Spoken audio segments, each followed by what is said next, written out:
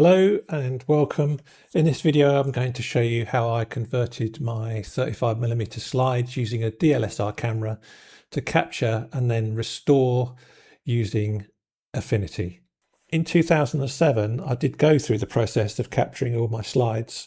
It was on a flatbed scanner, so although the resolution at the time was pretty good, I think it was about 2000 pixels wide, the images that were output, compared with today's much higher pixel resolution capturing capabilities, they start to show their age. I did originally purchase a dedicated Plus Tech scanner. It was about £400, I think, and it came with Silverfast software to process the images. But I was pretty unimpressed, to be fair, with the output I was getting. And in fact, the Silverfast software that came with it was a cut down version, and you couldn't use all the facilities of the scanner anyway. So I decided that wasn't the route to take, and subsequently went out and bought the kit that I'm going to show you to work with my existing DLSR camera. In terms of the hardware setup, I'm using my existing Pentax K70 camera. It has a crop sensor. To the front of that, I've got attached a second-hand 1:1 macro lens, which I got from eBay for about £50. And then the conversion kit from Amazon was about £60. I'll stick an image of that on the screen. In terms of the camera settings, I did try various setups using a high output from the light box versus a low. But in the end, as I couldn't see much difference between the two, I decided to have the light box set on its lowest setting. I used an ISO of 100, which is base for the camera. The aperture on the lens I set to 6.3, which was a couple of stops down from wide open, and just allowed the shutter speed to adjust for the exposure. To capture the full dynamic range on some slides, I needed to use a 5-image exposure bracket. Getting good focus is critical, so I used manual focus. I also made sure that any shake reduction systems on the camera were turned off. Then I used live view and the magnification facility to focus right down on the film grain of the slide itself. Using an external monitor was really helpful for this. And finally, using a remote shutter release ensures you don't touch the camera and upset anything as the images are being taken. So here we are in Affinity with the 5 raw files. I've arranged them from being the brightest on the left to the darkest on the right. And you should better see that the correctly exposed image, the shadows in here are really dark, and we're just not going to be able to pull out the detail that I require from this single image. That should become clearer a bit later on. So I'm going to apply some standard edits to each of these, and I've got those set up as presets. So starting with the brightest, let's go over to the lens area on the panel over here, the lens option, and I'm going to apply my slide default that I've created. I'm just making sure that I'm using the right lens and the profile is selected correctly. I'm applying a chromatic aberration reduction and a defringe just for good measure, really. It's up to you whether you do that. And I've also got the remove lens vignette ticked as well. So that's the lens drop down.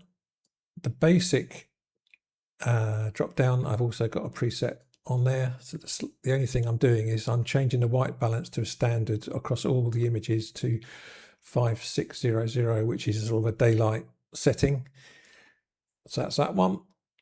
In the details, I have got detail refinement checked, and this is the default, I think, when you come into the develop persona, that if you use the development assistant where it's got sharpening, if you select apply light sharpening, that's what it will apply, and I had that set already. So it's down to you really if you want to have that sharpening or not.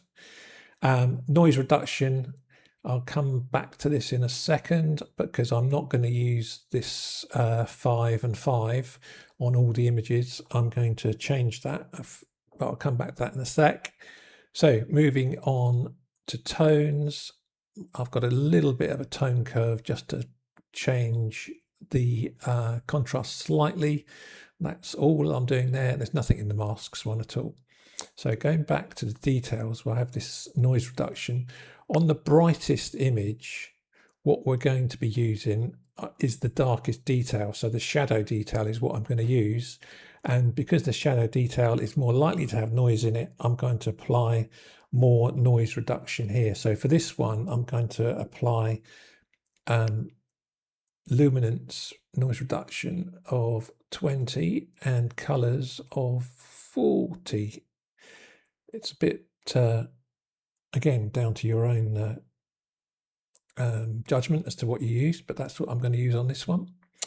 Moving on to the next image then, and exactly the same. I'm just going to quickly go through, select my lens default, my basic default, my details default, and my tones default. And I'm going to pop back to the details, and on this one I'm just going to start reducing the noise reduction down from what the other one was. So this one I'm going to be saying 30 and 15, like that. And the next image, quickly whiz through again, slide default, slide default, slide default, slide default, and details I'm just going to adjust down again, this time to 10 and 20. 2 to go. Lens, slide default, basic, slide default, slide default, slide default, and on the details this time I'm going down to 5 and 10. And the very last one, lens default, basic, default, details, default, tones, default, back to details, and this one I'm going to leave as 5 and 5. So now we've made all our adjustments to the raw images, we can go back and start developing them. So the first one I'm going to develop, and I'm just going to rename this now that it's been developed so that I know which one it is in terms of brightest and darkest. So this was the brightest one, which I know to be +1. The next one, I'm going to develop it. I'm going to now copy that, go back to my first image, select the image and paste it. And this one I know to be -0, for want of a better name. Next one, develop it, select it, copy it, go back to the base one, paste it in, rename it. This time it's going to be -1. Same again, develop, copy it, back to the base, paste, and that one's a -2. And finally, develop the -3, copy it. I'm using Control-C and Control-V. I'm using PC. So I've just done Control-C to copy that image, selecting the top image, and now Control-V to paste it in. And that's -3. And there we are. That's all the images developed and ready for editing. So here we are in the Pixel Studio with our 5 images. Probably a good idea to save your project at this point. For me, the next thing I need to do is ensure that these images are all aligned. And I know that they're not because I've been through this process before a few times. I don't know why. I assume the camera is just moving ever so slightly between the shutter operating between each image. So I'll just show you how I align them. So switching everything off, apart from the very brightest one here at the bottom, I'm just going to find some handy dirt on the slide, zoom right into it, turn on the next layer above, and you probably could see that something shifted there. So I'm just going to change the opacity on this layer to 50 so I can see through it to the layer underneath. And I'm just going to use the cursor keys to move this image about. It's not misaligned by much, but just need to go up a little bit, and then I can align it left and right. There, that's fine. I know that the image could have twisted as well, but I'm just hoping that at least this is better than nothing. I'm now going to lock those two together so that I know that they're fixed. Onto the next one, just change the visibility of this back to 100. Make the next one show. Oh, look at that. That's moved plenty. So on that layer, change it to 50%. And again, using the cursor keys to align. There we are. And lock that down. Change its opacity back to 100. Turn on the layer above. Wow, that's moving quite a lot. You certainly don't want to go through this process and make an image that's all ghosty. So onto this layer, set it 50%, make sure it's turned on, and again use the cursor keys to get it aligned.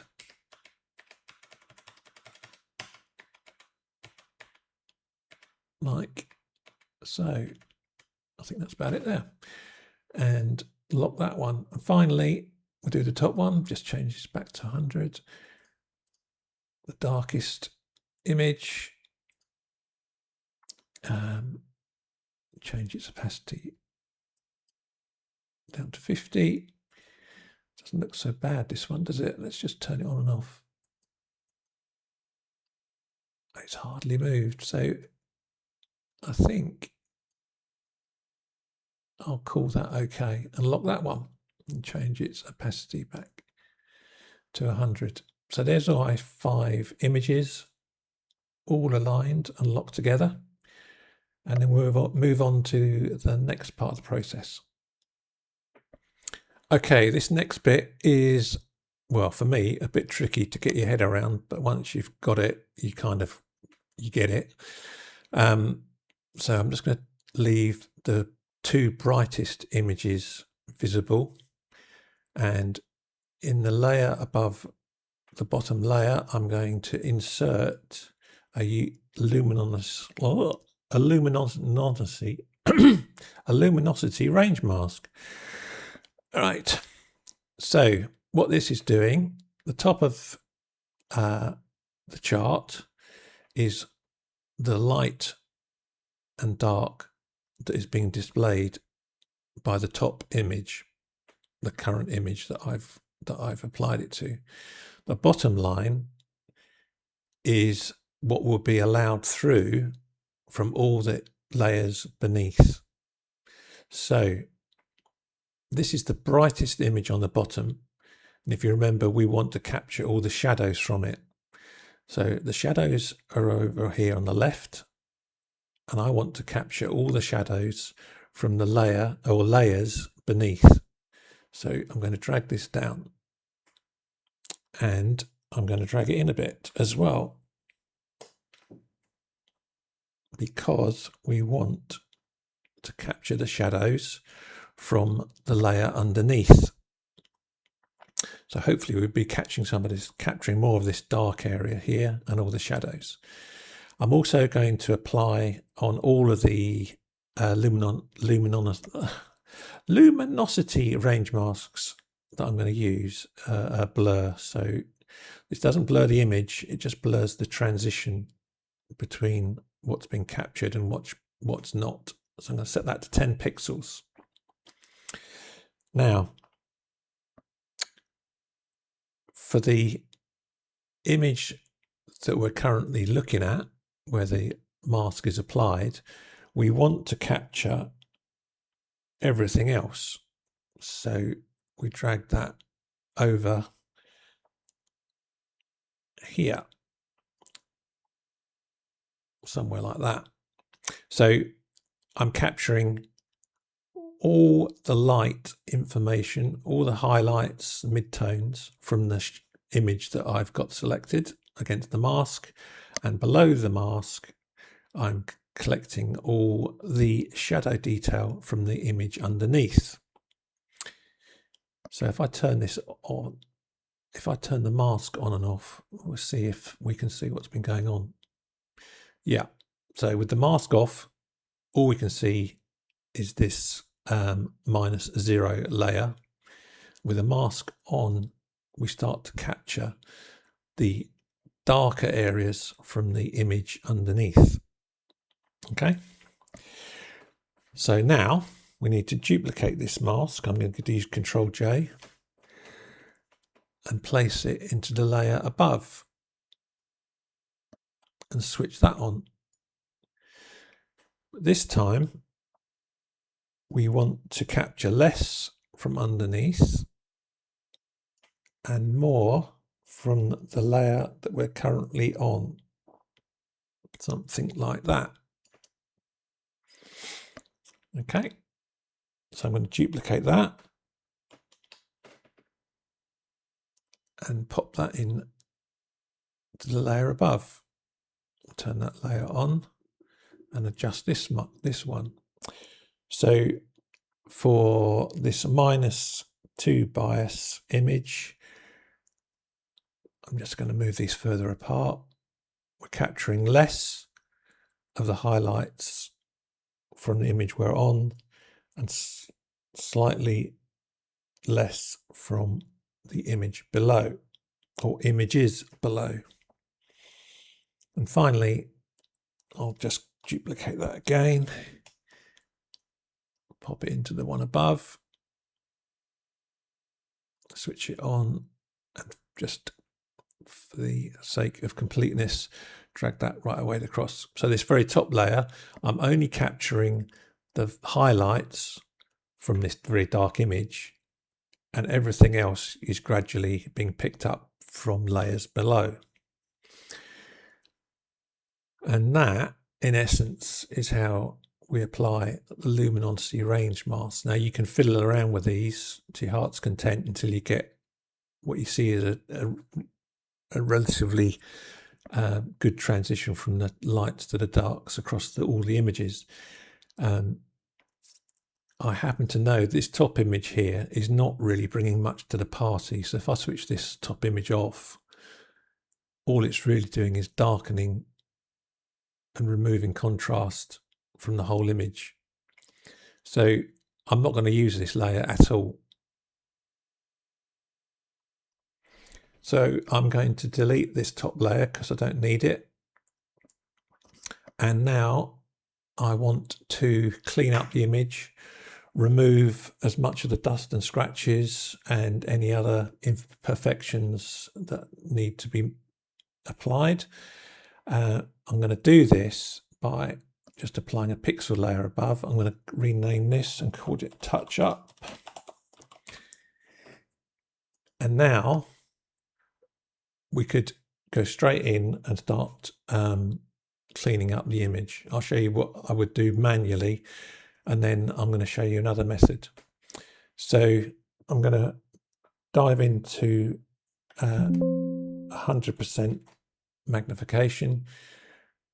I'm going to go up to the corner of the image, top left, got to start somewhere, and you can see, or you should be able to see, there is a heck of a lot of dust and scratches, or dust and dirt more than anything.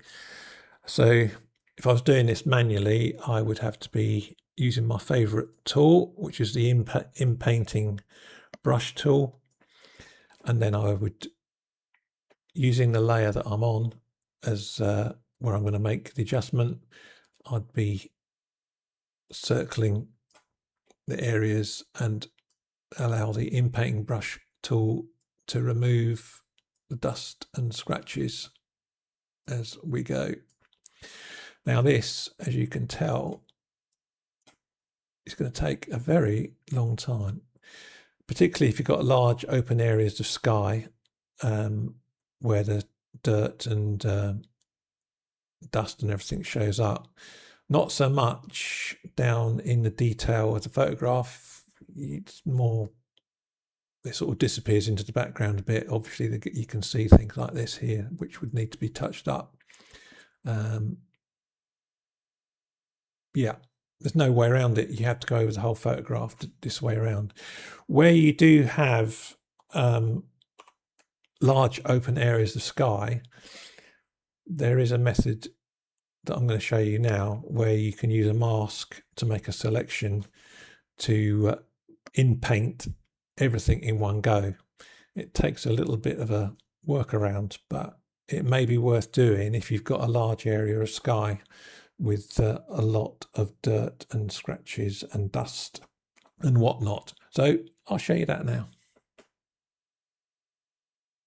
So in order to get rid of all these dust marks and dirt from the sky, we need to create a mask and then select the dust and dirt from that mask. So the first job is to create a mask that identifies all the dust and scratches. So first of all, having pared this back to just the 4 layers that we're interested in working with, I'm going to merge visible and then duplicate that merged layer. The bottom layer is the layer we're going to keep with the corrections in it for the sky. So I'm going to rename this as Touch Up Sky. The layer above is just going to be a working layer, so we can leave that as it is. And I'm going to apply a couple of adjustments to this layer to help make it produce a mask. So the adjustment I'm going to apply is black and white. Drag that in, drag it in, and also a brightness and contrast. I'm going to increase the contrast to 100. I'm just going to drop the brightness down by about 10% so that it just helps to make the dust and dirt show up a bit better. And I'm also going to apply a mask now, a band pass mask. We're not interested in the low band stuff, which is the color. We're only interested in the high band component of the image. Right, I'm going to switch off everything below the layer that we're working with so that we can see what's happening with this layer. And we want to adjust the chart such that we identify as much of the dust and scratches as possible without selecting too much. So it's going to be something like this kind of shape that I'm making here, where the dust and scratches are identified. So it's easy now to, if I switch on this touch up sky layer, which is the merged layer that we made a minute ago, and I'll just zoom in and we can start to see what's being selected. You can also, we should be able to see that we've got a few things selected that we probably don't need to. We've probably gone a little bit too far because we've got other things that are being selected that we don't really want. So I can pare this back a little bit. Something like that. I think that's okay. There's still a little bit of other things that are being selected, but that's fine. And if I switch this sky layer off, you can see the bits that we're going to use to make our mask out of. Okay, so the next part is to use this information to create a mask. So let's create a mask first, an empty mask. We'll call this, let's drag it to the top, dust mask. How about that? And turn it off for a minute so that we can see our selections again. So now we're going to use a channel to create this mask.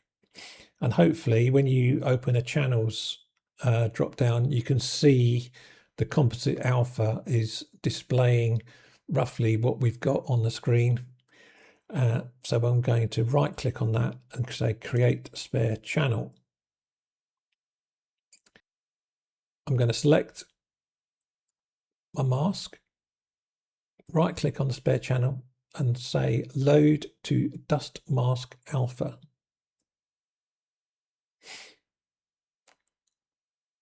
And then we can get rid of the spare channel if we want to delete it. And it's also a good idea to hit the reset button on the channels drop down after we've done this. So there's my mask.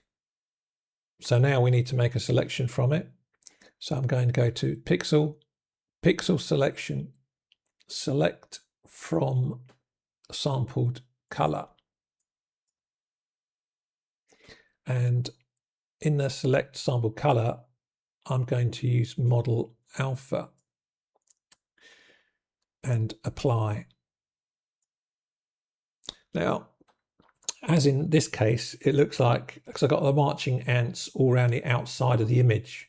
So that's telling me that I've selected everything apart from the dust and scratches that I'm interested in. So I need to invert this selection. So in the quick tools bar at the top here, I can invert the selection. And now I'm only selecting the dust and scratches that I'm interested in, plus a load of stuff in the rest of the image that I don't need. So right now, I'm going to go to the object selection tool and use the selection brush tool. And with the Alt key on a PC, press down, I'm going to brush away everything that I'm not interested in. In fact, it might be easier if I now turn the touch up sky layer back on, because you can see the marching ants a lot easier. So I'm not interested in any of this stuff. And you'll probably be thinking, well, this is all very long-winded. I could have gone and just manually sorted the sky out with an in-painting brush tool by now. And that's the trade-off. If you've got a lot of sky, this is probably the quicker method. And when you get used to how to do it, you can do it pretty quick. Versus, I haven't got much sky, and I'll just quickly whiz around and manually take out the marching ants. So undoubtedly, I've probably removed more than I should have done. But we're getting there. We've got a mask now. So I'm going to go back to the pixel selection, grow and shrink. And I want to grow in a circular fashion. So I'm ticking the circular box, my selection by 3 pixels, and apply that. And you can see that it's each of the areas now have been grown. So we've got a bit of overlap. So when we do the in-painting, we'll be sure of capturing all of the dust. It's also now highlighted a few things that I missed the first time around. So I'm going to press the Alt key again and just paint over these bits that is picked up. I think that's it. and we're virtually ready now to do our in-painting. So with the touch-up sky layer selected, I'm going to go back to Pixel, and right down the bottom here it says in-paint. Might take a little while depending on how much in-painting has got to be done, but we should now have managed to remove all the dust and scratches that we've identified with our selection via that mask. This pixel layer that we used to create the mask, we can now delete. And the mask itself, we maybe just want to hang on to that in case we want to come back to it again later. But now our image, if I turn the selection off for a second, you should see that the dust and scratches have been removed, apart from the ones where I've obviously erased them by mistake, which we'll need to go back in and just touch these odd ones up. What I like to do with this touch-up layer is just have the corrections on it. So what I'm going to do is I'm going to go back to pixel selection, reselect. I'm going to reverse the mask, invert it. And on the keyboard, I'm just going to hit delete. And now get rid of the selection again, deselect. So now this touch-up sky really is just the touch-up of the sky. And I can turn on the layers underneath again. And there we have it. So to finish off the touch-ups, I'm going to insert another pixel layer. I'm going to lock this so it doesn't get moved, and I'm going to lock that one so it doesn't get moved either. And in this top layer, which will be just touch up, let's call it touch up rest. So this is where I would use the in-painting tool and anything else to just finally touch up any odds and sods around the image that need to be dealt with. So like that one, I'm making sure that I've got current layer and below selected up here. So there's a few bits and pieces in the sky here that need to be dealt with. Perhaps a brush that needs to be a bit bigger. That's it. And now it would be just a case of working your way around the whole image and making any final touch-ups. Oh, look, who's this handsome guy in the middle here? He's got the sort of blotch there that I don't like the look of. Another one there. Looks like he's got a bit of a sty under his eye. I think I'll have that out the way as well. And there we are. It's just a case of now just spending some time cleaning up the image as best you can. So here's one I prepared earlier, and I've added in all the adjustments that I'm going to make globally, or pretty much globally, to the image. We'll run through those individually in a sec. But here's the touch-up layers that we created. Touch-up for the sky and touch-up for anything that wasn't the sky. I'll just show you those. I'll just turn off the layers underneath for a second. And you can see all the various bits of touch-up that we did. The sky one, mostly using that mask, and then anything else where I've gone in afterwards to clean it up. Just turn these layers back on again. Right, so levels adjustment, turn that on. This is very important because if I just reset this for a second, as you can see, the image is pretty flat from the blending that we did.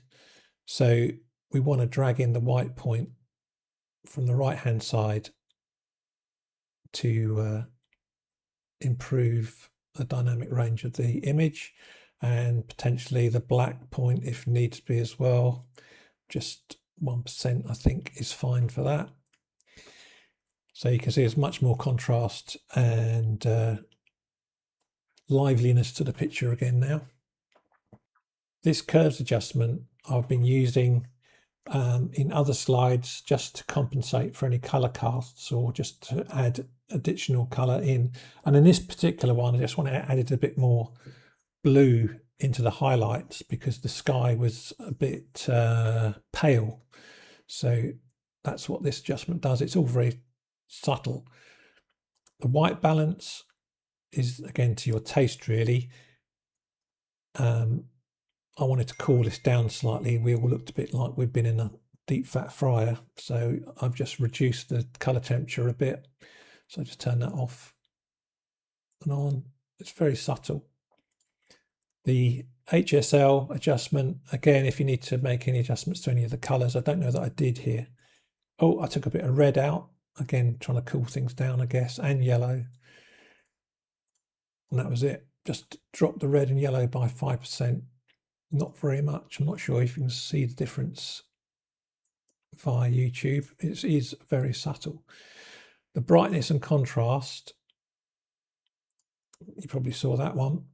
I've reduced the contrast a bit on this image and I've increased the brilliance just to give it a bit more of a natural look. Again, it's all up to your particular taste of what you feel the image was at the time. And finally, really, these three adjustments, I'm adjusting the luminance in the shadows, midtones and highlights individually. I've got a little macro that puts these in, but the shadows one I've just boosted. And if I show you what I mean by the shadows, under the blend options, you can see this adjustment is only affecting the shadows and drops away when it gets to the midtones. Whereas on the midtone adjustment, it only adjusts the midtones, and on the highlights, it only adjusts the highlights. So it's quite handy, and you can create a little macro just to send that into your layer stack if you need it. I do use this quite a lot. So I just turn this layer on, and I'm just boosting the shadows. You can probably see that when I turn it off and on. And in here, obviously you can just do this boost and it affects the shadows mostly. The midtones, I'm not sure I did anything with the midtones. Looks like I just dropped them down a touch. And the highlights, I didn't do anything with in this particular case. And just to finish off, I use multi-band sharpen just to give the image a slight crispiness, and I set the base radius to 0.5 and leave everything else at the defaults. And that was pretty much it, although then I noticed that this tree that's behind the central figure is a little bit too prominent, so I just blurred it out a bit with a bit of Gaussian blur and a mask. So that's the very last bit that I did, just to take the focus back to the three guys at the front. And that is how I've been processing my 35mm slides using Affinity. I hope you found that useful.